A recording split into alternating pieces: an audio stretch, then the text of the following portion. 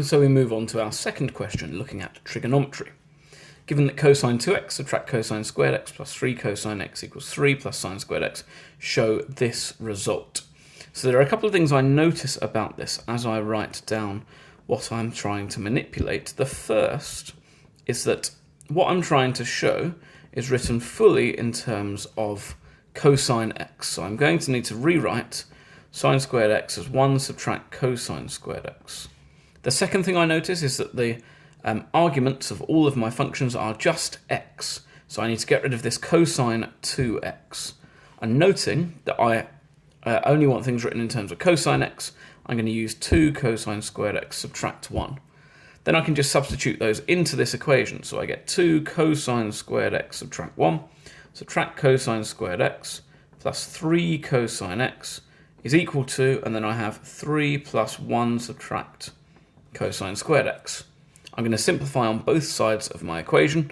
So I have 2 cosine squared x subtract cosine squared x, which is just cosine squared x. I have my negative 1, I have my plus 3 cosine x. 3 plus 1 is 4, and I'm subtracting cosine squared x. I know I need my right-hand side to be equal to 0, so I'm going to add cosine squared x to both sides. 2 cosine squared x, put my 3 cosine x next, and subtract my 4, subtract 5 equals 0.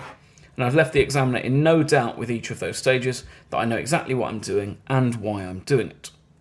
Part B then says hence or otherwise solve that exact equation in the domain 0 is less than or equal to x is less than or equal to pi.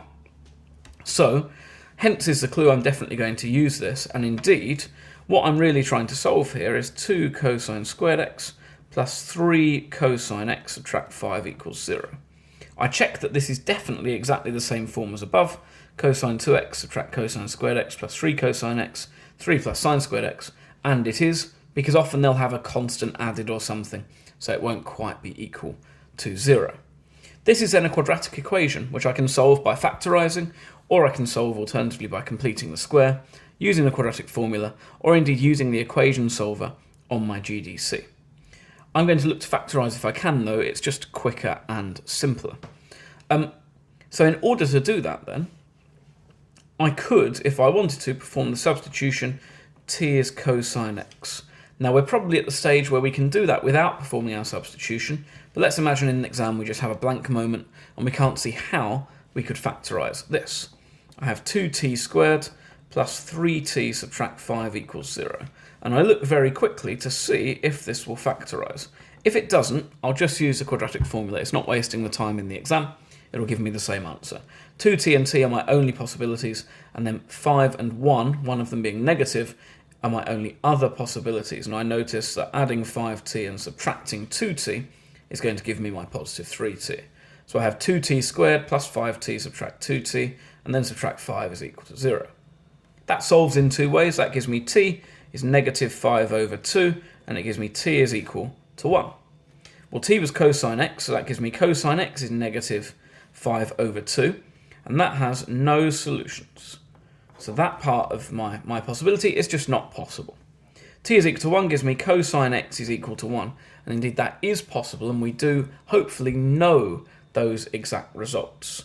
If we look inside our domain, 0 is less than or equal to x is less than or equal to pi, we know that when cosine x is 1, x is equal to 0, and then the next time that will occur, thinking of our graph very quickly of cosine x, is going to be at 2 pi.